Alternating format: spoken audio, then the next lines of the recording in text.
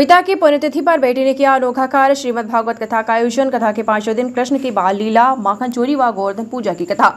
खबर उत्तर प्रदेश के बलिया जिले बैरिया क्षेत्र अंतर्गत इब्राहिमाबाद में पिता के पुण्यतिथि पर पुत्र ने किया अनोखा कार्य। स्वर्गीय काशीनाथ सिंह के 7वें पुण्यतिथि पर सप्तदिवसीय श्रीमद् भागवत कथा का आयोजन किया गया। संगीत में श्रीमद् भागवत कथा का आयोजन किया जा रहा है, जो 25 मई से लेकर 31 मई तक चलने वाला है। 1 जून को स्वर्गीय काशीनाथ सिंह की पुण्यतिथि के दिन इस कथा यज्ञ का विशाल भंडारे का आयोजन किया गया, जिसमें भारी संख्या में लोग शामिल हैं।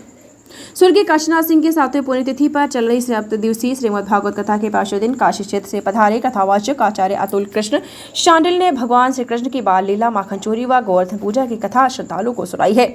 उन्होंने कहा है कि भगवान की लीलाएं मानव जीवन के लिए प्रेरणादायक हैं। कहा, बालक कृष्ण सभी का मन मोह लिया करते थे। नटखट स्वभाव के चलते यशोदा माँ के पास उनकी रोज शिकायत आती थी। माँ उन्हें कहती थी, प्रतिदिन तुम माखन चुरा के खाते हो, तो वह तुरंत मुंह खोलकर माँ को दिखा देते थे, मैंने माखन नहीं खाया है। उन्होंने कहा कि भगवान कृष्ण अपनी सखाओं को गोप ग्वालों के साथ गोवर्धन पर्वत पर गए थे। वहां पर गोपियों विभिन्न प्रकार के भोजन रखकर नाच गाने के साथ उत्सव मना रही थी। श्री कृष्ण के पूछने पर उन्होंने बताया है कि आज ही के दिन वह बज्जासुर को मारने के वाले तथा मेघ एवं देवों के स्वामी इंद्र का पूजन होता था। इससे प्रसन्न होकर इंद्र वृष में वर्षा करते हैं।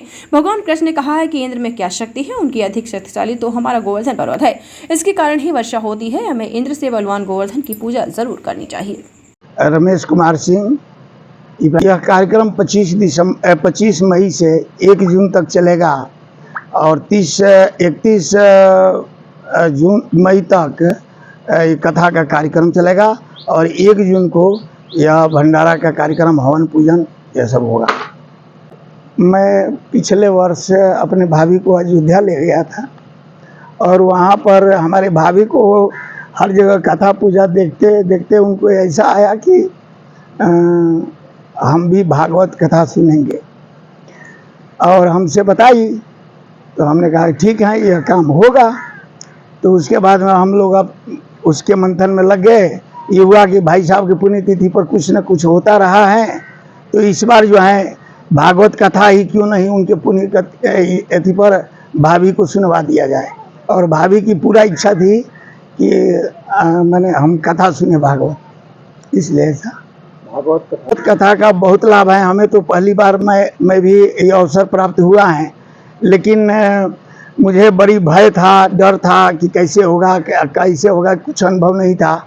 लेकिन अभी तक जो चल रहा है, ईश्वर की कृपा से हमको देखने में लग रहा है कि ये बहुत कोई इसमें जितना समझा जाता था कठिन कार्य उतना है नहीं।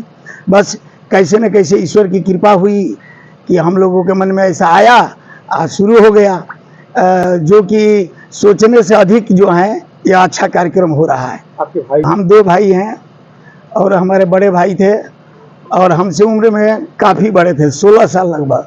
हमको पुत्र के समान पाले पोसे हैं और जो भी दिखाई दे रहा है सब उन्हीं के माध्यम से है।